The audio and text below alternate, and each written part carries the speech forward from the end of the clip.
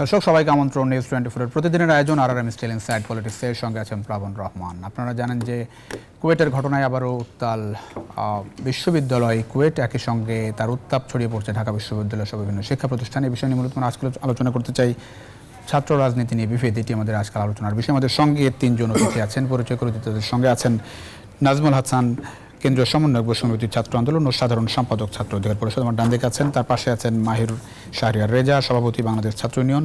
একেবারে ডান দিকে আছেন আমানুল্লাহ আমান, সাংগঠনিক সম্পাদক জাতীয়তাবাদী ছাত্র দল। তিনজনকে স্বাগত জানাচ্ছি ইনসাইড পলিটিক্সে। নাজমুল হাসান, আপনাকে দিয়ে শুরু করতে চাই একটু। ক্যাম্পাসে কি আসলে ছাত্র রাজনীতি থাকবে নাকি থাকবে না? ধন্যবাদ আপনাকে। আমাদের পরিষ্কার বক্তব্য চাই। ক্যাম্পাসে ছাত্ররাজনীতি থাকবে কি থাকবে না, এই প্রশ্ন আসার আগে আমাদের একটা জায়গায় আসা উচিত। দেখেন, অভ্যুত্থানের যে সময়টা আপনারা অভ্যুত্থান হয়েছে, সেই জায়গায় কারা নেতৃত্ব দিয়েছে? এই জায়গাটা কি চাচ্ছেন? মানে ছাত্র সংগঠনের অধিকাংশ জায়গায় আমি একটা স্পষ্ট করে, আমি বৈষম্যবিরোধী ছাত্র আন্দোলনের কেন্দ্রীয় সমন্বয়ক, পাশাপাশি ছাত্র অধিকার পরিষদের সাধারণ সম্পাদক। বৈষম্যবিরোধী ছাত্র আন্দোলনের একটি সার্বজনীন প্ল্যাটফর্ম ছিল, একটা ঐতিহাসিক প্ল্যাটফর্ম, যেই প্ল্যাটফর্মের নেতৃত্বে প্রত্যেকটা ছাত্র সংগঠন কাজ করেছে। এবং দেখেন 52 থেকে শুরু করে 71 পরবর্তী 90 এবং বর্তমান সময়ের প্রেক্ষাপটে প্রত্যেকটা জায়গায় বাংলাদেশের একটা ঐতিহাসিক ভূমিকা রয়েছে ছাত্র রাজনীতির ক্ষেত্রে। তো এটাকে কলুষিত করার জন্যই ছাত্রলীগের যে অপরাজনীতি, গত 16 বছর যে অপরাজনীতি হয়েছে, তার না, সেটাই কিন্তু ছাত্র রাজনীতি না। গরম গেস্টমে নির্যাতন করা, সেটা ছাত্র রাজনীতি না। সুতরাং এই বিগত সময় এতদিন এই কালচার ছিল বিধায় এখন আমাদের শিক্ষার্থী বন্ধুদের মধ্যে একটা উৎকণ্ঠা রয়েছে, একটা উদ্বেগ রয়েছে যে ছাত্র রাজনীতি বন্ধ করার দরকার। আমরা মনে করি কোনোভাবেই ছাত্র রাজনীতি বন্ধ করা যাবে না। তবে ছাত্র রাজনীতির নামে যে অপরাজনীতি রয়েছে, গরম গেস্টমে নির্যাতন করা, মতের অমিলে গেলেই তাকে ট্যাগ দিয়ে নির্যাতন করা, আজকে আমরা যখন আপনাদের সামনে কথা বলছি ঠিক সেই সময় সিলেটে এমসি কলেজে আমরা দেখতে পেয়েছি গতকালকের যে কুয়েটের যে ঘটনাকে কেন্দ্র করে শিবিরকে ব্লেম দেওয়া, মানে শিবিরের নামে কেন কমেন্ট করছে সেটাকে কেন্দ্র করে আজকে সিলেট এমসি কলেজে এক শিক্ষার্থীকে রাতভর নির্যাতন করা হচ্ছে। পরবর্তী তার বিরুদ্ধে রক কাটা বা বিভিন্ন বিষয় নিয়ে আসা হচ্ছে। যে এই বিষয়গুলো যে আমরা বইতে দেখেছি, আপনার কে ট্যাগ দিয়ে, শিবির ট্যাগ দিয়ে তাকে হত্যা করা হয়েছে। এই যে ট্যাগিং এর রাজনীতি, যে ব্লেমের রাজনীতি, সেইগুলো ছাত্র রাজনীতি না। এটা আসে কেন? এটা একটা আসে কেন? এটা একটা আসে যে মতের বিরুদ্ধে হলেই কাউকে কোণঠাসা করা, আধিপত্য জাহির করা, এগুলোর জন্যই মূলত এরকম পরিস্থিতি হচ্ছে। এখন এই যে কুয়েটের ঘটনাকে কিভাবে ব্যাখ্যা করবেন? দেখুন, এইটা খুবই একটা নিন্দনীয় একটা ঘটনা। দেখেন, আমরা যেখানে একটা জিনিস মনে করছি যে অভ্যুত্থানের সময় যখন আমরা একে অপরের পাশে ছিলাম, ছাত্রদল এটির সুষ্ঠু তদন্ত বিচার চেয়েছে, ছাত্রদল একজন আরেকজন রক্ত জড়াচ্ছে। এখানে যে প্রশ্নগুলো দেখতে পাচ্ছি, প্রথমত যাদের হাতে অস্ত্র আছে তাদের বিরুদ্ধে অবশ্যই ব্যবস্থা নিতে হবে। কিন্তু এর ঘটনার সূত্রপাতে যদি কেউ জড়িত থাকে তাদের বিরুদ্ধে ব্যবস্থা নেওয়া হবে। ছাত্রদল যেটি বলছে যে ছাত্র শিবির একই সঙ্গে সাধারণ ছাত্ররা মিলে ছাত্রদলের উপরে আগে হামলা করা হয়। এখন আসলে দেখেন, আমরা কিন্তু যে অস্ত্রগুলো হাতে দেখেছি, কাদের হাতে অস্ত্র আছে সেই ছবিগুলো আমরা ইতিমধ্যে পেয়েছি। সেখানে যুবদলের একজনের কর্মীর ছবি প্রকাশ পেয়েছে, এখন তাদেরকে বহিষ্কার করা হয়েছে। আমরা বলতে চাই, যাদের হাতে অস্ত্র লেগে আছে, যাদের হাতে রামদা আছে, তাদেরকে অবশ্যই বিচার মুখোমুখি করতে হবে। তাদের কোনো দল হতে পারে না। ছাত্রদল কেন তাদের এই হামলাকে জাস্টিফাই করবে? আমরা সেই জায়গা থেকে জাস্টিফাই করছে, অনেক জায়গায় তো বলতেছে যে ছাত্রদল কিনা করছে কিনা। এখানে স্পষ্টভাবে দেখা গেছে যারা হামলা করেছে, এখানে যদি বৈষম্যবিরোধী ছাত্র আন্দোলন অথবা সাধারণ শিক্ষার্থী অথবা শিবির, যে কোনো নামগুলি আসছে, যারাই প্রথমে এই ঘটনার সূত্রপাতের সাথে জড়িত, তাদের নামগুলো আসুক। গতকালকে ছাত্রদলের কেন্দ্রীয় সাধারণ সম্পাদক তিনি বলেছেন যে শর্ট সার্কিট ছিলেন এখানে বৈষম্যবিরোধী ছাত্র আন্দোলন। যদি তারা থেকে থাকে সেই ফুটেজগুলো প্রকাশ করুক। মানে এই ঘটনাকে কেউ আমার পক্ষে গেলে আমি এটা বিরুদ্ধে কথা বলবো, এরকম যেন না হয়। যারাই করছে তাদের বিরুদ্ধে ব্যবস্থা নিতে হয়, সেই জায়গায় সবার কথা বলবো। আমানুল্লাহ আমান আছেন, জাতীয়তাবাদী ছাত্র দল সাংগঠনিক সম্পাদক। আপনারা কি জাস্টিফাই করছেন যে কুয়েটের যে ঘটনা ঘটলো, আপনাদের যুব দলের যিনি ছিলেন, আপনারা কি দায় স্বীকার করছেন নাকি একেবারে ডিনাই করছেন? ধন্যবাদ আপনাকে, ধন্যবাদ নিউজ 24 এ যারা আছেন, দর্শক সবাইকে। বিষয় হচ্ছে, এই ঘটনাটি প্রথম যখন ঘটলো তারপরে আমরা একটু অস্পষ্ট ছিল আসলে কি ঘটছে। পরবর্তীতে ওই দিন রাত্রে আমরা প্রায় সারা রাত্র বিভিন্ন সিসিটিভির ফুটেজ থেকে দেখা, বিভিন্ন অনেকের মোবাইলের যেগুলো তথ্য আসছে সেখান থেকে, এবং প্রত্যক্ষদর্শী যারা আছে, বিষয়টি খুব স্পষ্ট যে আপনি একটি ভিডিও, ওনারা কেউ যদি আংশিক ভিডিও দেখে একটি পুরো ঘটনাকে বর্ণনা করতে চায়। আংশিক ভিডিও দেখে করছেন মনে হচ্ছে। আমি না, আপনাকে শেষ করতে দেন। বৈষম্যবিরোধী ছাত্র আন্দোলনের একটি মিছিল যাচ্ছিল, সেখান থেকে আমাদের ছাত্র দলের ফর্ম পূরণ করা 3 জন কর্মী যাচ্ছিলেন। বৈষম্যবিরোধী আন্দোলনের খুলনার প্রকৌশল বিশ্ববিদ্যালয়ের যে আহ্বায়ক ওমর ফারুক, সে নিজে বলেছে যে এই যে ওরা গতকালকে ফর্ম বিতরণ করছে, ওদেরকে ধর। এবং সেই ফুটেজে স্পষ্ট দেখা যাচ্ছে যে উনি বলার পরে ওনার নেতৃত্বে হামলাটা শুরু হয়েছে। এখন ছাত্রদল আপনার কুয়েটে শিবিরের কমিটি থাকবে, বৈষম্যবিরোধী ছাত্র আন্দোলন ওখানে 7 জানুয়ারি 2025 কমিটি দিয়েছে। বৈষম্যবিরোধী ছাত্র আন্দোলন নিঃসন্দেহে একটি রাজনৈতিক প্ল্যাটফর্ম, তারা রাজনীতি করতে পারবে, কিন্তু ছাত্রদল ফর্ম বিতরণ করলে আপনার সমস্যা কোথায়? আপনি কেন বাধা দিবেন? এই অধিকার আপনাকে কে দিয়েছে? হ্যাঁ, পরবর্তীতে ঘটনা যে বিস্তৃত হয়েছে সেই ঘটনায় আমাদের যারা অভিযুক্ত বা ফুটেজ থেকে সংগ্রহ করেছে, আমরা দল থেকে তাদের বিরুদ্ধে কিন্তু স্পষ্টভাবে ব্যবস্থা নিয়েছি। এবং যে এই ফৌজদারি অপরাধ যদি হয় সেটার ব্যবস্থা তো আমরা নিতে পারবো না, সেটা রাষ্ট্র নেবে, পুলিশ নেবে, প্রশাসন নেবে। সুতরাং আমরা যতটুকু দায় স্বীকার করা সেটাকে আমরা স্বীকার করছি। এইখানে আপনি একজন অপরাধ করতে পারে, কিন্তু সেটা দল হিসাবে আমরা প্রশ্রয় দিচ্ছি কিনা সেটা হলো বড় প্রশ্ন। আমরা কিন্তু এখানে প্রশ্রয় দিই না। কিন্তু যেই ন্যারেটিভটি তোলা হচ্ছে যে মানে সাধারণ শিক্ষার্থী নাম ধারণ করে, আমরা দেখছি সাদ্দাম ইনামদের মুখে অনেক সময় এরকমের আমাদের উপর বারবার হামলা হতো। সাদ্দাম বলতো যে এটা তো সাধারণ শিক্ষার্থীরা ছাত্রদলকে প্রতিহিত করেছে। ওই ধরনের বয়ান এই 5ই আগস্টের পরবর্তী বাংলাদেশে খুবই দুঃখজনক। সুতরাং সেই বয়ানটির দিকে যারা বাংলাদেশকে এগিয়ে নিয়ে যাচ্ছে তারা স্পষ্টভাবে জুলাই অভ্যুত্থানের যে চেতনা সেটার পরিপন্থী কাজ করছে বলে আমার কাছে মনে হচ্ছে। এই যে ধরেন ক্যাম্পাসে, কুয়েটের ক্যাম্পাসের ভেতরে যে বহিরাগতদের প্রবেশ, যুবদল কি প্রবেশ করবে ভেতরে, মানে এটা কি করতে পারে কিনা? যুবদল কেন, যারা কুয়েটের সাধারণ শিক্ষার্থী তারা ছাড়া।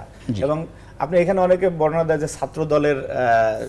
ছাত্রদল হলেও যদি কুয়েটের শিক্ষার্থী হয়, সে তো শিক্ষার্থী। এখানকে আরেক ধরনের মানে নগ্ন ন্যারেটিভিটি করা হয় যে আমাদের মিছিলের পিছনে যারা থাকে হাজার হাজার নেতাকর্মী তারা কি শিক্ষার্থী না?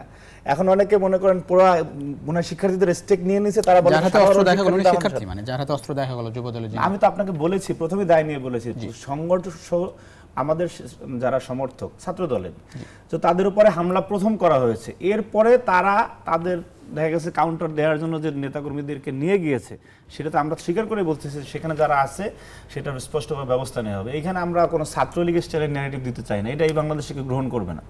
সুতরাং আপনারা শুরু করলেন কেন সেই ব্যাখ্যাটি? বৈষম্যবিরোধী আন্দোলনের ওই যে ছেলে আহ্বায়ক, তাকে কিন্তু এখন পর্যন্ত তার বিরুদ্ধে কোনো ব্যবস্থা, শোকজ, তাকে কোনো কথাবার্তার আওতায় দিন কিন্তু নিয়ে আসা হয় না। এটা কিন্তু কেন নিয়ে আসা হচ্ছে না সেটা তারা ব্যাখ্যা দিতে পারবে যে তাহলে তারা কি যে অন্যরা রাজনীতি করতে পারবে না, তাদেরকে হামলা করা জায়েজ করছে কিনা বৈষম্যবিরোধী ছাত্র আন্দোলন কেন্দ্রীয়ভাবে, সেটা আমাদের প্রশ্ন তাদের কাছে। জি, একটুখানি এই জায়গাটা যদি না, এই বিষয়ে তো অবশ্যই জাজ করার সুযোগ নেই। তবে আমি কিন্তু স্পষ্ট করেছি যে বৈষম্যবিরোধী ছাত্র আন্দোলনের যে আমি যে পজিশন হোল্ড করতাম, যখন সেখান থেকে বিভিন্ন ছাত্র সংগঠনগুলো বের করে দেওয়া হয় তখন কিন্তু আমি তার সাথে সরাসরিভাবে এঙ্গেজে বর্তমানে নাই। তবে আমি মনে করি ছাত্রদল যেই অভিযোগটি দিয়েছে বৈষম্যবিরোধী ছাত্র আন্দোলনের কুয়েটের আহ্বায়কের বিরুদ্ধে, সেই বিষয়ে অবশ্যই তদন্ত হওয়া উচিত। তবে হাসনাত আবদুল্লাহ কিন্তু ইতিমধ্যেই তার বক্তব্য স্টেটমেন্ট এখানে দিয়েছে যে সেই ঘটনার সাথে তার কোনো সম্পৃক্ততা নাই। তবে আমরা যেটাই বলি সেটা বৈষম্যবিরোধী ছাত্র আন্দোলন হোক, ছাত্রদল হোক বা শিবির হোক, ক্যাম্পাসে যে অস্ত্রের জনজনীন হয়, রক্তাক্ত হয়, সেরকম পরিবেশে আমরা ছাত্র নাগরিক অভ্যুত্থান পরবর্তী বাংলাদেশে দেখতে চাই না। জি, শাহরিয়ার রাজা, ধরেন 5 আগস্ট খুব বেশি দূরে না, 6 মাসের ব্যবধান, তার মধ্যে খুবই ঐক্যবদ্ধভাবে একটা আন্দোলন ছিল, ফ্যাসিস্ট শেখ হাসিনার পতন হলো যার মধ্য দিয়ে। এই অল্প সময়ের ব্যবধানে আবারও আমরা দেখছি যে বিভেদ শুরু হয়ে গেল, যাদের ঐক্যবদ্ধ আন্দোলনের ফসল এখনকার বাংলাদেশ। এটি কারণ বলে কি মনে করেন? জি, ধন্যবাদ। যারা শুনছেন এবং যারা আজকে উপস্থিত আছেন আলোচক হিসেবে সকলকে বাংলাদেশ ছাত্র ইউনিয়নের পক্ষ থেকে শুভেচ্ছা জানাচ্ছি। এখন 5ই আগস্ট, আমরা যেই 5ই আগস্টের পূর্বে যে স্বৈরাচার হাসিনা বিরোধী আন্দোলন আমরা ছিলাম, আমরা সকলেই অনেক ছাত্র সংগঠন সেখানে ছিলাম এবং আমরা একটি কমন প্ল্যাটফর্মের ভেতরে কিন্তু আমরা এসে আন্দোলন করেছি, এটি হচ্ছে বৈষম্য বিরোধী ছাত্র আন্দোলন। 5ই আগস্টের পরে আমরা ছাত্র ইউনিয়ন থেকে বলেছি, যেহেতু এটি একটি সমন্বিত প্ল্যাটফর্ম এবং প্রত্যেকেই আমরা বারবার বলেছি যে এখানে যারা যেসব ছাত্র সংগঠনের নেতাকর্মীরা এসেছেন তারা নিজ নিজ ছাত্র সংগঠনে ফেরত যাবেন, এটি খুবই স্বাভাবিক ব্যাপার এবং অনেকে চলে এসেছেন। আমরা বলেছিলাম যে এই প্ল্যাটফর্মটি কিন্তু তখন তৎক্ষণাৎ বন্ধ করে দেওয়া উচিত ছিল। বন্ধ করে দিলে কিন্তু আজকে এই যে বিতর্ক তৈরি হচ্ছে বৈষম্য বিরোধী ছাত্র আন্দোলনকে ঘিরে এবং বৈষম্য বিরোধী ছাত্র আন্দোলনের নাম করে যেই রাজনীতি করার চেষ্টা করা হচ্ছে, সেই অনাকাঙ্ক্ষিত ঘটনাগুলো কিন্তু আজকে হতো না।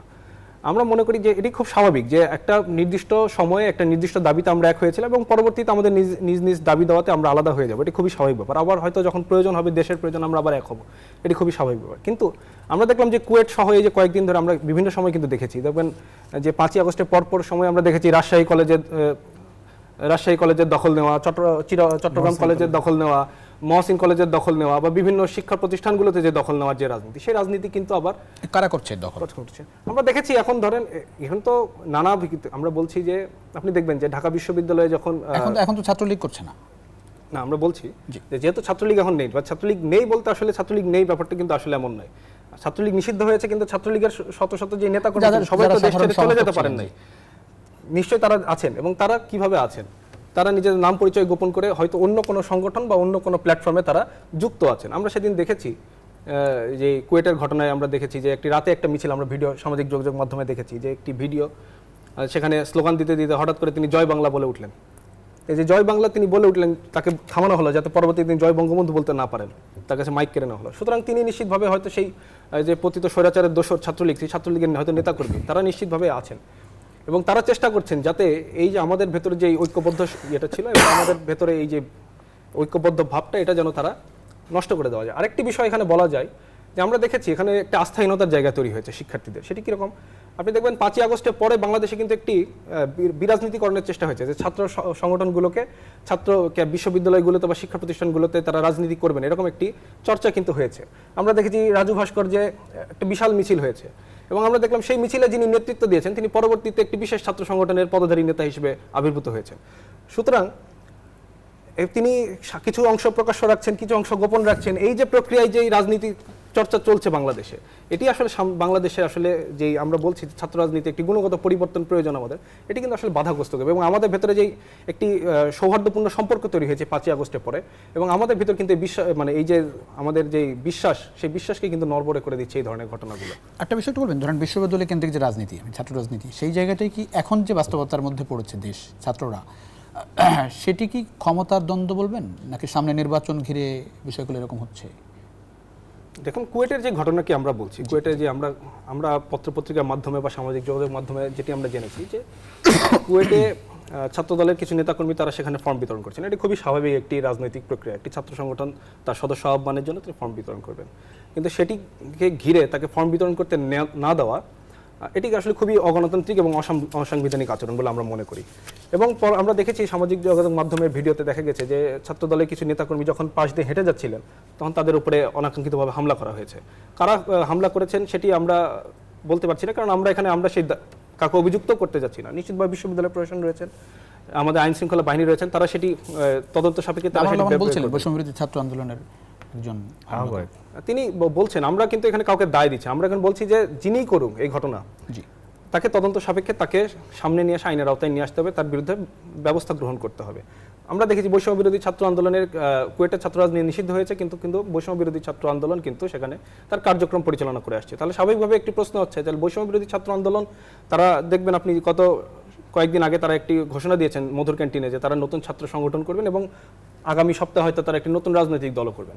সুতরাং তারা কিন্তু রাজনৈতিক বাইরে না, তারা বারবার বলার চেষ্টা করছেন যে তারা অরাজনৈতিক, কিন্তু তারা কিন্তু অরাজনৈতিক না, তারা রাজনৈতিক এবং তাদের একটি সাংগঠনিক পরিচয় রয়েছে, এখন তাদের একটি সাংগঠনিক কাঠামো রয়েছে, আহ্বায়ক, মুখপাত্র সহ নানা কাঠামো রয়েছে।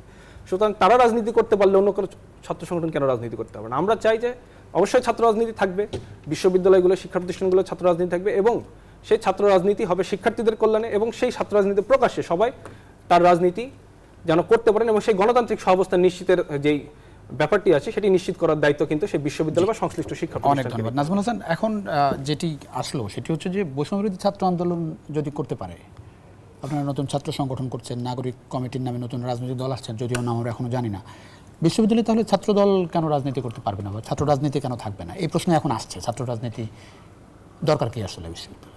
শুধু বৈষম্যবিরোধী ছাত্র আন্দোলন রাজনীতি করবে? আসলে দেখুন, আমি ইতিমধ্যে আমার কথা, আমার বক্তব্য, আমার পজিশন কিন্তু ক্লিয়ার করেছি। দ্বিতীয়ত হচ্ছে কুয়েটের যে অবস্থান, বিশ্ববিদ্যালয়ে সেখানে ছাত্র রাজনীতি নিষিদ্ধ, কিন্তু একইভাবে যদি সেখানে বৈষম্যবিরোধী ছাত্র আন্দোলন রাজনীতি করে, আরেকটা সংগঠন গোপন রাজনীতি করে, সেক্ষেত্রে ছাত্র দলের ফর্ম বিতরণ করাটা স্বাভাবিক একটা বিষয়। কিন্তু যখন বিশ্ববিদ্যালয়ের ছাত্র রাজনীতি বন্ধ থাকে, সেক্ষেত্রে ছাত্র রাজনীতি কার্যক্রম কেমন হওয়া উচিত, যেমন বইটা কিন্তু এখন ছাত্র রাজনীতি কার্যক্রম সরাসরি চালানো যাচ্ছে না, গোপনে চলবে, সেই বিষয়গুলোতে গোপনে তো অবশ্যই প্রশ্নবিদের জায়গায় থাকবে। তো আমি মনে করি বর্তমান সময়ের প্রেক্ষাপটে ছাত্র রাজনীতি যে একটা উদ্ভূত পরিস্থিতি, এর জন্য প্রধান দায় হচ্ছে অন্তর্বর্তীকালীন সরকারের প্রধান উপদেষ্টা ডক্টর ইউনূস।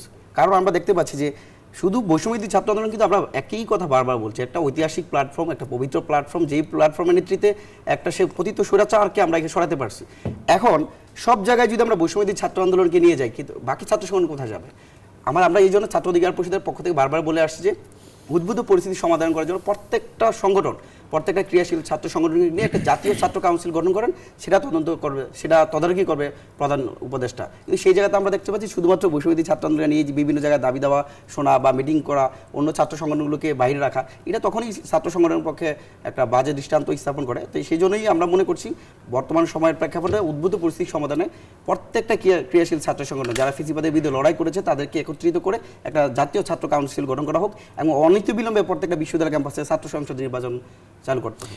বিষয়টা এরকম ধরেন মানে নিয়ন্ত্রণটা কি আছে? ধরেন বৈষম্যবিরোধী ছাত্র আন্দোলনের নামে অনেকে অনেক কিছুই করছেন, আবার ছাত্র দল দেখা যাচ্ছে ওনারা দায় স্বীকার করেছেন অলরেডি, ব্যবস্থার কথা বলেছেন, নিয়ন্ত্রণটা থাকে কিনা?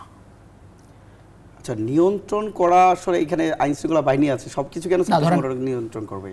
এখন দেখেন আপনাদের ব্যানারে যেহেতু হচ্ছে, তাদের ব্যানারে যেটা হতে তারা সাংগঠনিক ব্যবস্থা নিবে। আপনাদের ব্যানারেও তো হচ্ছে। আপনাদের ব্যানারে বৈষম্যবিরোধী ছাত্র আন্দোলনে যারা কেউ যদি কিছু করে থাকে তো অবশ্যই তারা আইনের ঊর্ধ্বে নয়, তাদেরও বিরুদ্ধে ব্যবস্থা নিতে হবে। তার আপনারা কেন মনে করছেন বৈষম্যবিরোধী ছাত্র আন্দোলনের কেউ যদি অন্যায় করে তার বিরুদ্ধে ব্যবস্থা নেওয়া হবে না?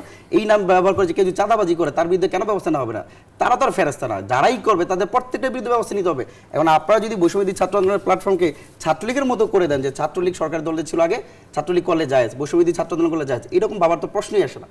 প্রত্যেকটা জায়গায় যেখানে অন্যায় হবে, যেই সম্পৃক্ত থাকবে তার বিরুদ্ধে ব্যবস্থা নিতে হবে। ব্যবস্থা দেখছেন সব জায়গায়? একদমই না। আপনি ব্যবস্থা শুধু যে আমরা বড় গাছ তো ঢিল একটু বেশি পড়ে আমাদের দিকে, কিন্তু ছোট গাছগুলিতে ঢিল তো দূরের কথা, মনে করেন যে কোনো কেউ দিকে ভ্রুক্ষেপই করে না, কিন্তু আপনাদের দিকে ঢিল বেশি পড়ে কেন? মানে এটা আমরা আপনি যদি 500 লাখ নিয়ে রাজনীতি করেন, আমরা যদি 5 লাখ নিয়ে রাজনীতি করি, কিন্তু আমরা আমাদের ওই আনুপাতিক হারে যদি কেউ ভুল করে থাকে আমরা তো ব্যবস্থা নিচ্ছি না। কিন্তু এখন যে বাস্তবতা ধরেন আপনারা আপনি একটু বলতে দেন আমাকে, ঠিক আছে? 5ই আগস্ট পরবর্তী সময় বাংলাদেশে আমরা দুঃখজনকভাবে হলো সেই ওই আওয়ামী স্টাইলের রাজনীতি আবার দেখতে পাচ্ছি। কিরকম? বাংলাদেশের যে মুক্তিযুদ্ধ হয়েছিল, এখানে ওই সময় একটা বৈষম্যের জায়গা থেকে মুক্তিযুদ্ধ হয়েছিল। বাংলাদেশের সাধারণ মানুষ ওই পাকিস্তানিদের শোষণ নিপীড়নের মধ্যে ছিল, অধিকার বঞ্চিত ছিল, তারাও বৈষম্যের শিকার। তখন সকল শ্রেণী পেশার মানুষ মুক্তিযুদ্ধে অংশগ্রহণ করেছে। কিন্তু পরবর্তী সময় আমরা দেখলাম কি, একটি পরিবার শুধু মুক্তিযুদ্ধকে তাদের মানে সম্পত্তি মনে করে রাজনীতিটা বাংলাদেশে করেছে, এবং 24 শতাব্দী তার সেই আওয়ামী লীগ মনে করছে এটা সম্পূর্ণ স্টেক হোল্ডার তারা, মুক্তিযুদ্ধ আর কেউ এদেশে করেনি। জেনারেল এমএজি ওসমানীও করে না, জিয়াউর রহমান করে না, কেউ এদেশে মুক্তিযুদ্ধ করে না। সেভাবেই চলতেছিল, যার কারণে বাংলাদেশের সাধারণ মানুষ আওয়ামী লীগের প্রতি খুব আস্তে আস্তে শেষ পর্যন্ত তো তাদের বিদায় নেওয়ার লেগেছে। 5ই আগস্টের যে গণ অভ্যুত্থান হলো, এই যে গণ অভ্যুত্থানটা, এখানে একজন রিক্সাওয়ালা, একজন শ্রমিক তো বিশেষ ক্যাডার হওয়ার জন্য জীবন দেয় না। আপনি যে অসংখ্য সাধারণ মানুষ জীবন দিল, তারা তো বিশেষ ক্যাডার হওয়ার জন্য জীবন দেয় না, তারা শুধু কোটা বাতিল করার জন্য জীবন দেয় না। অর্থাৎ সকল শ্রেণী পেশার মানুষের এক প্রাণের চাওয়া ছিল যে কোনোভাবে খুনি হাসিনার বিদায় ত্বরান্বিত করতে হবে। কিন্তু 5 আগস্ট পরবর্তী সময় এই যে সমন্বয়ক সাহেবেরা, ওনাদেরকে তো আমরা অনেক শ্রদ্ধা ভক্তি রেখেই প্রথমেই কথা বলতাম, এবং ওনাদের ডাকে আমরা সবসময় সাড়া দিয়েছি। আপনাদের স্পষ্ট মনে থাকার কথা যে কয়েকবার ওনারা সংকটে পড়েছেন 5 আগস্ট পরবর্তী সময়। একবার ছিল আন্তঃপ্রাতিষ্ঠানিক দ্বন্দ্ব, হাবিবুর রহমান মোল্লা কলেজ এবং সোহরাওয়ার্দী কলেজে। আমরা গিয়েছি, পরামর্শ দিয়েছি, এবং আমরা বলেছি ছাত্রদল থেকে যে আপনাদের জাতির প্রয়োজন, ঐক্যবদ্ধভাবে থাকতে যতবার ডাকবেন আমরা আসবো। কিন্তু দেখা গেছে যে ওনারা শুধু দুঃখের সময়, কষ্টের সময় আমাদেরকে স্মরণ করে, আবার অন্য সময় যখন প্রধান উপদেষ্টার সাথে মিটিং থাকে, রাষ্ট্রের বিভিন্ন কাজ থাকে, তখন ওনারা অনেকটা ফ্ল্যাগ নেওয়ার স্টাইলে ওনারা ওই জায়গায় যান। এই যে দ্বিচারিতা, এবং এই দ্বিচারিতা সব জায়গায় চলতেছে। এবং আমি আপনাকে খুব স্পষ্ট করে বলতে পারি, অনেকে স্বীকার করে না, সচিবালয় থেকে শুরু করে ওই ফুটপাত পর্যন্ত এমন কোনো জায়গা নাই যেখানে সমন্বয়ক সাহেবদের পদচারণা হয় না। সব জায়গায় ওনারা যায়, কে সচিব হবে না হবে, কে বিচারক হবে না হবে, বিশ্ববিদ্যালয়ের ভিসি ট্রেজারার কে থাকবে না থাকবে, এর অধিকাংশ তাদের দ্বারা নিয়ন্ত্রিত হয়। আপনাদের দেখে চলছে না? আমরা এরা তো বলে ছাত্রদল, আমি ছাত্রদল সাংগঠনিক সমিতি, আমার লাইফে কোনোদিন সচিবালয় যাই নাই। কেউ যদি একটা ফুটেজ দেখাতে পারে রাজনীতি ছেড়ে দেবো। আমাদের প্রেসিডেন্ট সেক্রেটারি, ছাত্রদলের সভাপতি, সাধারণ সম্পাদক সচিবালয় গিয়েছে, ওই তিতাসে গিয়েছে, ওয়াসায় গিয়েছে, কোথাও যদি দেখাতে পারে ছাত্র রাজনীতি ছেড়ে দেবো, দায়িত্ব নিয়ে নিলাম। কিন্তু এদের সিসিটিভি আপনি চেক করেন, সচিবালয়ের সার্জিস হাসান তার থেকে শুরু করে এদের অধিকাংশ লোক দিনরাত সচিবালয়ে যায়। বাবার বয়সী সচিবকে এরা ধমক দিয়ে কথা বলে। বাংলাদেশে এই পরিস্থিতি চলতেছে। এটা অনেকে বলে না, বললে তো আবার চাকরি থাকবে না, কারণ তারা চিরকুট ধরে দিলেই চাকরি থাকে না। এই অবস্থা বাংলাদেশ চলছে। আর অন্যদিকে আরেকটা সংগঠন যারা ছাত্রলীগের সাথে মিশে রাজনীতি করেছে, ছাত্রলীগ করেছে, পরবর্তী সময় 5 আগস্ট পরবর্তী সময় হঠাৎ করে দেখি এই ধরনের রাজনৈতিক স্টাইল দেখে এখন সাধারণ শিক্ষার্থীরা শঙ্কিত যে আসলে ছাত্র রাজনীতি কি, আমি গোপনে গোপনে থাকবো না একদল এই যে ওরা ওপেনে করতেছে, আসলে ভার্সন কোনটা, এই ভার্সন খুঁজে পাচ্ছে সাধারণ শিক্ষার্থীরা। আপনি একটা এবং এরাই 5 আগস্টের পরে বিভিন্ন জায়গায় এই ছাত্র রাজনীতি চলবে না, লেজুর ভিত্তি চলবে না, এইসব জায়গা বলে এরা ছাত্র রাজনীতির বিরুদ্ধে একটা নেগেটিভ ন্যারেটিভ দাঁড় করেছে। কিন্তু পরবর্তীতে কয়েকদিন পরে এই যে সাম্প্রতিক সময় তৃতীয়বীর কলেজের সেক্রেটারি দেখলাম যে 7ই জানুয়ারি সে 7ই ডিসেম্বর সম্ভবত যে পোস্ট দিয়েছিল যে রাজনীতি চলবে না, আজকে দেখি সে সাধারণ সম্পাদক। জগন্নাথ বিশ্ববিদ্যালয়ের রিয়াজ ছাত্র শিবিরের সেক্রেটারি দেখি আজকে সাধারণ সম্পাদক।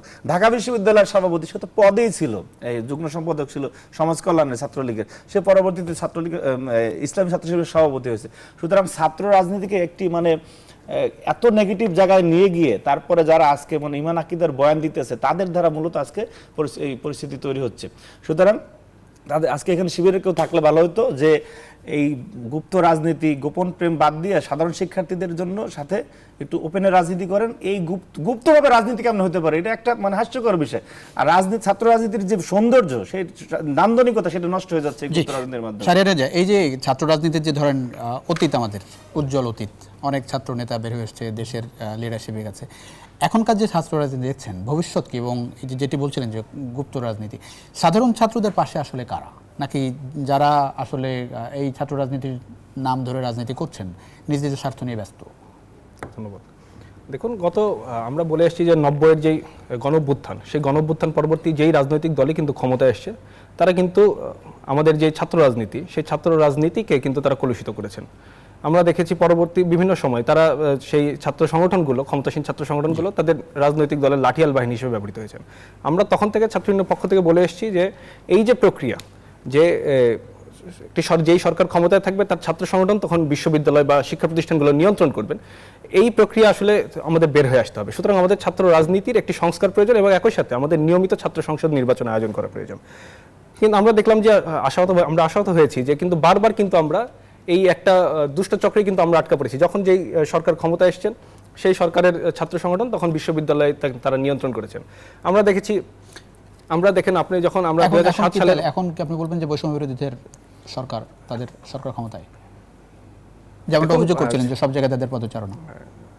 দেখুন, এখন যেটি আমরা সরাসরি সরাসরি যদি আমরা এটি নাও বলি, তাও কিন্তু আমাদের আসলে জনমনে এই প্রশ্নটি কিন্তু আসলে আছে যে দেখবেন যে এই যে অন্তর্বর্তীকালীন সরকারের আজ্ঞাবহ বা অন্তর্বর্তীকালীন সরকার থেকে বিশেষ সুবিধাপ্রাপ্ত কারা। আপনি দেখবেন যে গত কয়েকদিন আগেও যে রাজনৈতিক দলগুলোর একটি জাতীয় ঐক্যমত কমিশনের একটি সভা হয়েছে, আপনি জানার কথা, সেখানে বৈষম্য বিরোধী ছাত্র আন্দোলনের যিনি আহ্বায়ক তিনি সেখানে উপস্থিত হয়েছেন।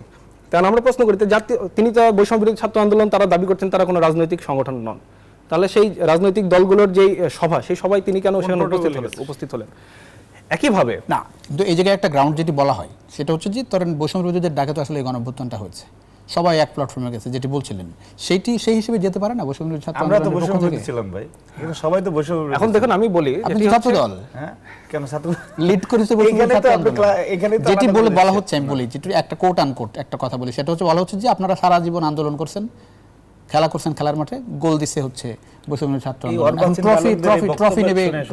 পৃথিবীর ইতিহাসে এই ন্যায়ের পক্ষে শোষণের বিরুদ্ধে এরকম অসংখ্য উদাহরণ আছে যে আন্দোলনগুলি 10, 20, 25, 30 বছর চলতে ছিল, এবং সেখান থেকে আমরা অনেক গুণীজন, অনেক বিপ্লবীদের উদাহরণ পৃথিবীর ইতিহাসে দেই। আপনি কি তাদেরকে ব্যর্থ বলবেন? না না, কিন্তু তাদের দুইজন প্রতিনিধি এই যেতে পারে না ওই মিটিংয়ে? হ্যাঁ, দেখুন এখানে একটি বিষয় আসলে বলা উচিত, যেতে পারে, আপনি যেতে পারি, এরা তো যেতে পারে, 17 তারিখের প্রেসিডেন্ট কেন যেতে পারে না? তারা তো যখন 17 তারিখে আমাদের পাবলিক বিশ্ববিদ্যালয়গুলো খালি করে দেওয়া হলো, এরপর কিন্তু আমাদের যে সকল পাবলিক বিশ্ববিদ্যালয়গুলো সেখানে কিন্তু আসলে সেই অর্থে আন্দোলন আর দানা বাঁধতে পারে নাই। পরবর্তী আন্দোলনগুলো কোথায় হলো? আমাদের বেসরকারি বিশ্ববিদ্যালয়ের শিক্ষার্থীরা তারা রাজপথে নেমে আসলেন, হতাহতের ঘটনা ঘটলো, নিহত হলো আমাদের শিক্ষার্থীরা। আমরা এরপরে দেখলাম যে আমাদের ইন্টারনেট বন্ধ করে দেওয়া হলো, সেই ইন্টারনেট চালু হওয়ার পরে আমরা দেখলাম যে আরো ভয়াবহ চিত্র আমাদের সামনে উঠে আসলো।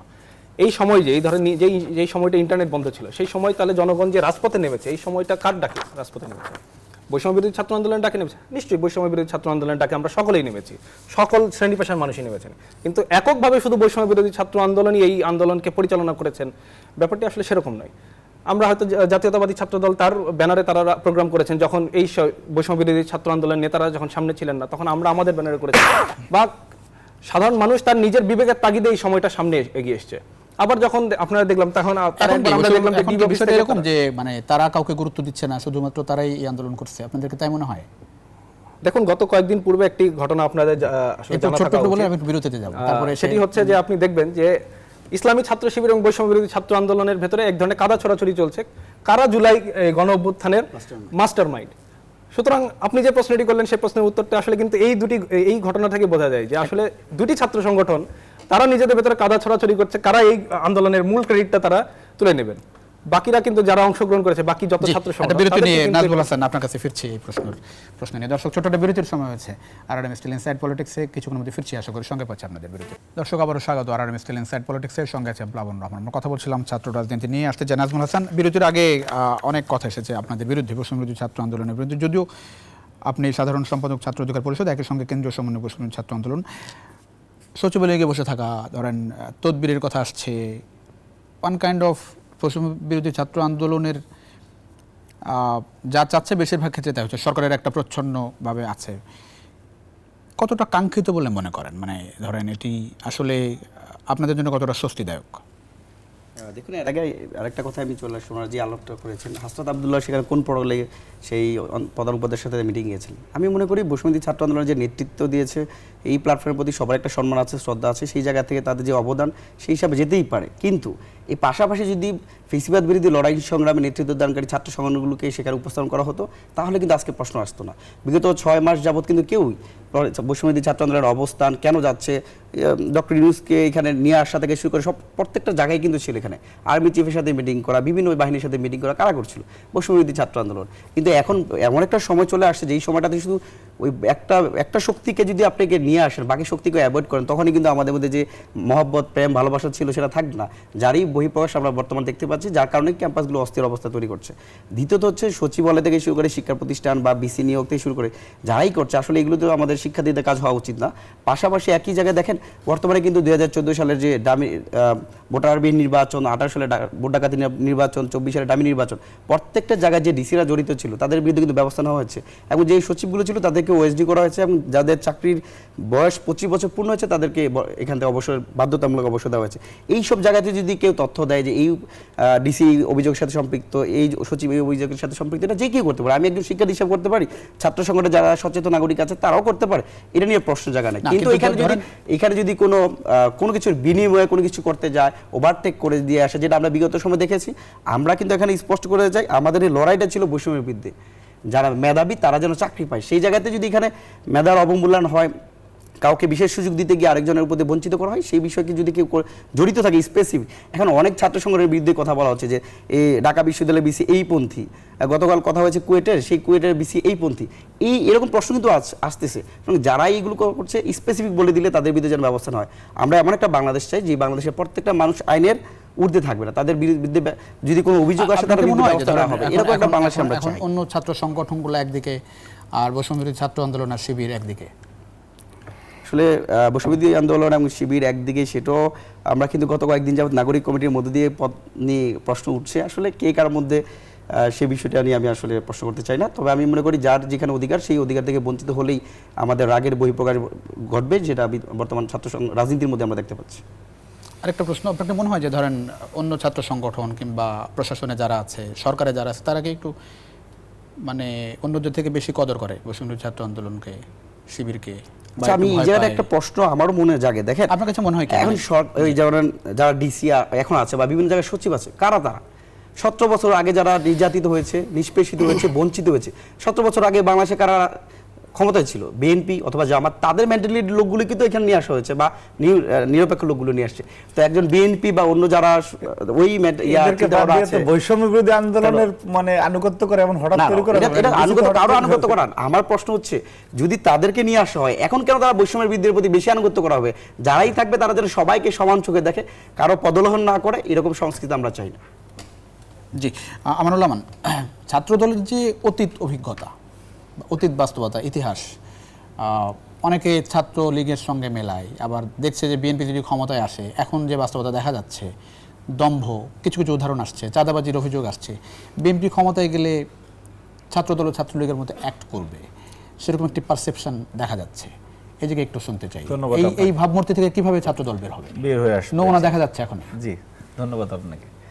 দেখুন, আমাদের 118টা সাংগঠনিক জেলা ইউনিট আছে, 118টা। এরপরে আমাদের একদম ওয়ার্ড ইউনিট পর্যন্ত, সেন্ট্রাল থেকে ইউনিট পর্যন্ত, আঞ্চলিক কমিটি পর্যন্ত লক্ষ লক্ষ নেতাকর্মী এখানে ছাত্রদলের। আপনি 5ই আগস্টের যে ছাত্র জনতার গণ আকাঙ্ক্ষা, যে তারা কি ধরনের ছাত্র রাজনীতি বাংলাদেশে প্রত্যাশা করে, সেই প্রত্যাশার জায়গা পূরণে ছাত্রদল 5ই আগস্ট পরবর্তী সময়ে কি কি কাজ করেছে সেটা তো মূল্যায়নের বিষয়। ছাত্র জনতার আকাঙ্ক্ষাকে ধারণ করে আমরা দেখুন 15.5 বছরে তো সবচেয়ে নির্যাতিত ছাত্র সংগঠন আমরা, এটা তো ওনারাও স্বীকার করবেন যে আমাদের কত নেতাকর্মী গুম হয়েছে, কত খুন হয়েছে, কত মামলা, শত শত মামলা। আমি দীর্ঘদিন দিনের পর দিন রিমান্ডে ছিলাম। তো আমাদের তো একটা প্রতিহিংসা পরায়ণ হয়ে ছাত্রলীগ কোথায় আছে খুঁজে অনেক কিছু করার কথা ছিল 5ই আগস্ট পরবর্তী সময়, কিন্তু বাংলাদেশের কোনো ক্যাম্পাসে যে ওনারা দুজন ছাত্রনেতা আছে, ছাত্রদল এই ধরনের প্রতিহিংসা পরায়ণ কাজ 5 তারিখের পরে করেছে, যার কারণে শিক্ষা প্রতিষ্ঠান 1 ঘন্টার জন্য বন্ধ ছিল। এমন উদাহরণ করার চেষ্টা করেছেন না খুঁজে পান না এরকম? আপনি করার চেয়ে খুঁজলে, এত লক্ষ লক্ষ নেতাকর্মী খুঁজলে কিছু পাওয়া যেত না? আমরা কি করেছি কিনা? তারপরে আগের যে স্টাইলটা ছিল ছাত্র দলের, মানে ছাত্র রাজনীতির, এই ছাত্রলীগ থাকা অবস্থায় বড় বড় শোডাউন দেওয়া, ক্যাম্পাসে বাইক শোডাউন দেওয়া, বাংলাদেশের কোনো শিক্ষা প্রতিষ্ঠানে এ ধরনের একটা উদাহরণ কেউ দেখাতে পারবে না। তো আপনি যে প্রত্যাশার জায়গায় রয়েছেন, যে আকাঙ্ক্ষার জায়গায়, যে না আমার মতামতের ভিত্তিতে, শিক্ষার্থীদের মতামতের ভিত্তিতে ছাত্র রাজনীতি হবে। 28 অক্টোবর 2024। একটা প্রশ্ন, জি, সেটা হচ্ছে বিষয়টা কি এরকম যে ধরেন ক্ষমতা যাওয়ার আগ পর্যন্ত একটু সতর্ক থাকা, ক্ষমতা যাওয়ার পর এখন কোনো কিছু যদি আপনি বিশ্বাস না করেন তো দুনিয়াতে বিশ্বাসই থাকবে না। এই যে ধরেন অবিশ্বাস আচরণের মাধ্যমে তো 6 much is a huge time. আপনি লেট মি সে, একটু বলতে দেন ভাই। 28 অক্টোবর 2024 ছাত্র জনতার আকাঙ্ক্ষাকে ধারণ করে আমরা 38টি টিম করা হয়েছে সেন্ট্রালি। আমি নিজেও শতাধিক শিক্ষা প্রতিষ্ঠানে গিয়েছি, সেখানে সরাসরি সাধারণ শিক্ষার্থীদেরকে আমরা প্রশ্ন করেছি যে আপনারা পরিবর্তিত বাংলাদেশে কি ধরনের রাজনীতি প্রত্যাশা করেন। এই ধরনের আপনারা বাংলাদেশ জাতীয়তাবাদী ছাত্র দলের যে ভেরিফাইড পেজটা সেটা ঢুকলে হয় কি আমাদের নিয়ে একদম ঢালাওভাবে সমালোচনা করা হয়, কিন্তু যেটা ভালো কাজ করছি বা শিক্ষার্থীদের সাথে কানেক্টেড সেরকম কোনো কিছু করা আপনি হয় না। নিজেই বলছিলেন যে অবিশ্বাস বা এটি কেন, মানে অবিশ্বাস তো ওই যে এই ন্যারেটিভটা তারাই তৈরি করে যারা মনে করতেছে যে না ছাত্র দলে যে থ্রেট ফর দেম, যে তাদের রাজনীতিটা তারা ওইভাবে করতে পারতেছে না। যেমন সাম্প্রতিক সময় বাংলাদেশের শতাধিক মহিলা কলেজে ছাত্রদল কাউন্সিলের মাধ্যমে তাদের প্রতিনিধি নির্বাচন করছে, এবং সাধারণ শিক্ষার্থীরা সেখানে কোনো জায়গায় 150, কোনো জায়গায় 200, 462 জন পর্যন্ত সাধারণ নারী শিক্ষার্থী তারা ভোট দিয়েছে ছাত্রদলের প্রতিনিধি নির্বাচন করার জন্য। এই ঘটনার পরে গুপ্ত সংগঠনের মাথা খারাপ হয়ে গেছে যে নিয়ন্ত্রণ তো করা যাচ্ছে না, এবং এইটাকে বন্ধ করার জন্যই কুয়েটের ঘটনা দুর্বিসন্দেহমূলকভাবে ঘটানো হয়েছে বলে আমরা মনে করি, যে ইচ্ছাকৃতভাবে হামলা করে পরবর্তীতে সেটাকে আরো স্প্রিড আউট করা। সুতরাং আপনি যে সংস্কারের জায়গায়, আপনি যে শিক্ষার্থীদের প্রত্যাশার জায়গায় রয়েছেন এবং সে মতো আচরণ করতেছেন, শিক্ষার্থী সংশ্লিষ্ট এবং তাদের শিক্ষার্থী বান্ধব কতগুলি প্রোগ্রাম আমরা করেছি 5 তারিখের পরে, সেটা আমাদের পেজে গিয়ে দেখেন। একটা বর্ণনা দিলে হবে না। সুতরাং আমি একটু 30 সেকেন্ড শেষ করতেছি। সাদাকে সাদা বলতে হবে।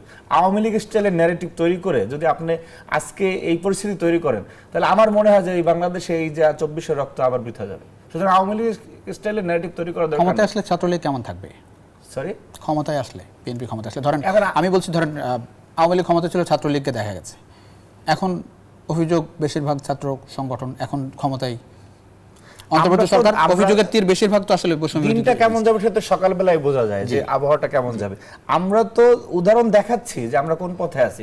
এখন যদি এটা দেখে আপনার বিশ্বাস না হয় তো জোর করে তো বিশ্বাস করানো যাবে না ভাই। আমরা তো ওই পথে রয়েছি যে একেবারেই ক্যাম্পাসে শিক্ষার যে পরিবেশটা বজায় থাকা উচিত, শুধুমাত্র শিক্ষার্থীদের দেখা যাচ্ছে স্বাস্থ্য সংশ্লিষ্ট বিষয়, একটা মেডিকেল ক্যাম্প করা, আপনার খেলাধুলা, তারপর নানাবিধ শিক্ষার্থী বান্ধব কার্যক্রমের মধ্যেই আছে। আমরা তো শোডাউনও দিচ্ছি না ভাই, আপনার প্রত্যাশা অনুযায়ী কাজ করতেছি। এখন যদি বলেন যে ক্ষমতা আসলে আপনি খারাপ হয়ে যাবেন, হবে, আপনি শোডাউন হবে, মানে নির্বাচিত হওয়ার পরে শোডাউন হবে, এখন না প্রশ্ন আসে না। আমরা তো ওই ধারা রয়েছি। আপনি 6 মাসে যদি কাজ করে দেখাচ্ছি আমরা আগামীতে এরকম করবো, এখন যদি বলেন যে না ভাই আপনারা এরকম কমিটমেন্ট করেন কিন্তু পরবর্তীতে খারাপ হয়ে যেতে পারেন, আপনি ফেরেশতা থাকবেন এর গ্যারান্টি কি? যারা এই কথাগুলি বলতেছে তারা তো আজকে সেই যে তাদের রক্ষাটার ইতিহাস তো আজকে সামনে চলে আসছে। এই না এটা বলতেই হবে যে এই পরিস্থিতিতে বাংলাদেশে এসে যে একজন শিক্ষার্থী কমেন্ট করছে, এই জন্য তার রক্ষা দিতে হবে, সেই ছাত্র সংগঠনের মুখ থেকে আমরা কোনো নীতি আদর্শের কথা শুনতে চাই না। একটা ছোট বিরতির পরে আসবো শাহরিয়ার রেজা আপনার কাছে। দর্শক, ছোট্ট একটা বিরতিতে যাচ্ছি। ইনসাইড পলিটিক্সে কিছুক্ষণের মধ্যে ফিরছি, আশা করি সঙ্গে পাচ্ছি আপনাদের বিরতির পর। দর্শক, আবারও স্বাগত RRM ইনসাইড পলিটিক্সের সঙ্গে আছেন প্লাবন রহমান, আমাদের সঙ্গে আছেন আমলুল আমান, শাহরিয়ার রেজা, নাজমুল হাসান। শাহরিয়ার রেজা, এই যে ধরেন ছাত্র দল যেটি বলছে যে তারা বড় দল, বড় ছাত্র সংগঠন থেকে তাদের প্রতি ঢিল বেশি পড়ছে, অবিশ্বাস আছে, বিশ্বাস করছে না কেন একটা অংশ ছাত্রদলকে? দেখুন, এটা ঠিক যে গত 15 বছরে বা আওয়ামী লীগ সরকারের সময় ছাত্র দলের নেতাকর্মী নির্যাতনের শিকার হয়েছেন, কিন্তু এই যে বললাম যে 90 পরবর্তী যে সময়টা আমরা দেখেছি বা ধরেন 2006 সাল মানে 1 থেকে 6 সাল পর্যন্ত, সেই সময় কিন্তু আমরা দেখেছি যারা যে ছাত্রদল ক্যাম্পাসে আধিপত্য বিস্তারকে কেন্দ্র করে তারা অরাজকতা করেছেন। আপনার মনে থাকার কথা যে বুয়েটে সনি হত্যার কথা। সুতরাং সেই অবিশ্বাসের জায়গা কিন্তু আসলে থেকে গিয়েছে। এখন এই অবিশ্বাস দূর করার দায়িত্ব কিন্তু ছাত্রদলকেই নিতে হবে। তারা কিভাবে এই আস্থা অর্জন করবেন সাধারণ শিক্ষার্থীদের বা দেশের সাধারণ মানুষকে, এটা তারা ভালো জানবেন, তারা বুঝবেন এবং সেই মোতাবেক তাদেরকে কাজ করতে হবে। এবং দেখেন গতকাল আমরা দেখেছি যে আমরা কুয়েটের ঘটনায় যেটি বলছিলাম যে ছাত্রদলের নেতাকর্মীর উপর হামলা হয়েছে, তারা কিন্তু সেখানে হামলার শিকার হয়ে তারা কিন্তু পাল্টা হামলা করলেন বাইরে থেকে লোক নিয়ে এসে। এটি আসলে কিন্তু আমরা যে বলছি যে শিক্ষা প্রতিষ্ঠানগুলো যে অস্ত্রের ঝঞ্ঝানি, এটি কিন্তু আসলে কোনোভাবে আমাদের কাম্য নয়। ছাত্রদলের নেতাকর্মীরা হামলার শিকার হয়েছেন, আমাদের তাদের প্রতি সহমর্মিতা আছে। তারা সেখানে হামলার শিকার হয়ে তারা যদি প্রশাসনের কাছে বিচার দাবি করতেন সেটি খুব ন্যায়সঙ্গত ছিল, কিন্তু তারা সেই বিচার দাবি না করে তারা পাল্টা হামলা করলেন। এটা আসলে কিন্তু খুবই দুঃখজনক ঘটনা আমাদের জন্য। আমরা 5 আগস্ট পরবর্তী যে সময় এবং গতকাল আমরা দেখলাম যে ইসলামী ছাত্র শিবির তিনি এমসি কলেজে তার ছাত্রাবাসকে দখল করতে গিয়ে তিনি যে মারধর করেছেন আরেকজন ইসলামী সংগঠনের নেতাকে।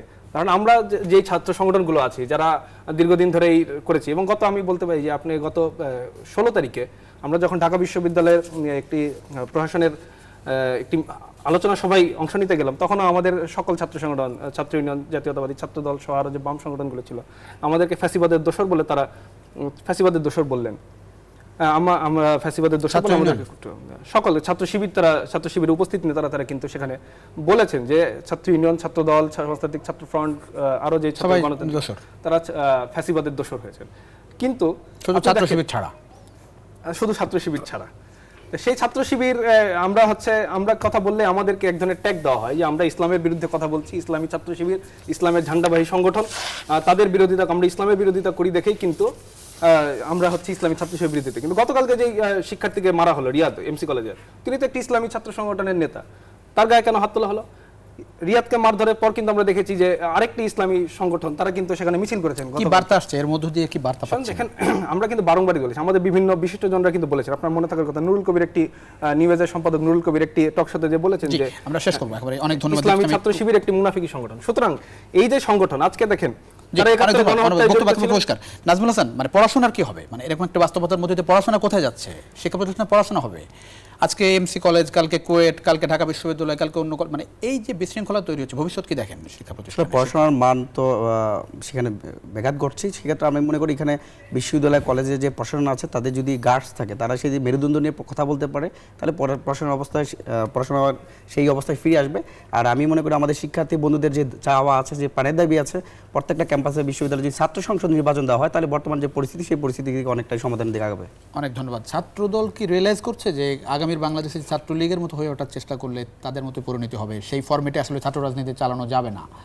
এই যে সনি হত্যার উদাহরণ আসলো, ভালো লাগে কিনা আপনাদের? 22 বছর আগের উদাহরণ দিয়ে তো এখন পরিবর্তিত বাংলাদেশ, সেটা তো আপনাদের শুনতে হবে। ওইটা তো দুই পক্ষের দ্বন্দ্বে এরকম বাংলাদেশের প্রায় সব ছাত্র সংগঠন এরকম হয়েছে, ঠিক আছে। কিন্তু আপনি এই 5 আগস্ট পরবর্তী সময়ের কথা যেটা আমি আপনাকে বললাম, সেই কার্যক্রমগুলো আপনি মূল্যায়ন করেন না, আপনারা রিয়েলাইজ করছেন কিনা সামনের বাংলাদেশে অন্যরকম ছাত্র রাজনীতি আমরা দেখব? রিয়েলাইজেশনের জায়গা থেকেই তো আমরা শিক্ষার্থীদের প্রত্যাশা অনুযায়ী কাজ করতেছি। কিন্তু এই যে আপনি যেভাবে বলতেছেন যে ছাত্রদল একা রিয়েলাইজ করার বিষয় না, তো অন্যান্য সবার আপনি যেটি বলছিলেন যে আপনারা সবচেয়ে বড় সংগঠন, মানে আপনাদের তো লিড করার কথা এই সময়। হ্যাঁ, আমরা তো সেই চেষ্টাই করতেছি। এখন যে এই যে বিশৃঙ্খলাগুলি, আমি তো আপনাকে দায়িত্ব নিয়ে বললাম যে বাংলাদেশের কোথাও ছাত্রদল তার নিজ থেকে প্রথম কোনো ধরনের কোনো প্রতিবন্ধকতা, কোনো সমস্যা শিক্ষা প্রতিষ্ঠানে 5 আগস্ট পরবর্তী সময় করে নেই এবং তার তৈরিও করে নেয়। সুতরাং এই যে শুধুমাত্র ছাত্রদলকে দোষারোপ না করে যার যার জায়গা থেকে বাংলাদেশ গড়ার জন্য যে সমস্ত কাজ করা উচিত ছাত্র সংগঠনগুলি, সেই বিষয়ে এগিয়ে আসতে হবে। শিক্ষার্থীদের নেতৃত্ব শিক্ষার্থীরাই দিবে, ছাত্র সংগঠনের নেতৃত্ব সাধারণ শিক্ষার্থীরাই দিবে। এবং সবার কাছে মানে এই যে একটা আহ্বান থাকবে যে এই যে আমরা যাদের ন্যারেটিভের মাধ্যমে আজকে ছাত্র রাজনীতি কলুষিত হয়েছে, এই গুপ্ত রাজনীতিকে আমরা প্রত্যাহার করি। অনেক ধন্যবাদ। প্রত্যাশার জায়গা ছাত্র রাজনীতি নিয়ে দেখুন, আমরা সবসময় বলে এসেছি যে ছাত্র রাজনীতি গুণগত পরিবর্তন দরকার। ছাত্ররা মূল দলের সাথে ছাত্র সংগঠনের সম্পর্ক থাকতে পারে, কিন্তু শিক্ষার্থীদের এখন যা দেখছেন, কিন্তু দেখেন শিক্ষার্থীদের বান্ধব ছাত্র রাজনীতি যদি আমরা প্রতিষ্ঠা করতে না পারি, কিন্তু আমরা কিন্তু সেই যে বললাম যে 90 পরবর্তী যে দুষ্ট চক্র, সেই দুষ্ট চক্রে কিন্তু আমরা আবার বাধা পড়বো। সুতরাং গুণগত পরিবর্তন দরকার এবং লেজুর ভিত্তি বাইরে এসে আমাদের আশা করি যে নিশ্চয়ই ফ্যাসিস্ট পতনের মধ্য দিয়ে সেই বার্তা আসলে সবাই নেবে এবং সামনে আমরা গণতান্ত্রিক রাজনীতি দেখব। অনেক ধন্যবাদ দর্শক। এই ছিল আজকের ইনসাইট পলিটিক্স। দেখাবেন অন্য সময়। সে পর্যন্ত ভালো থাকবেন সবাই।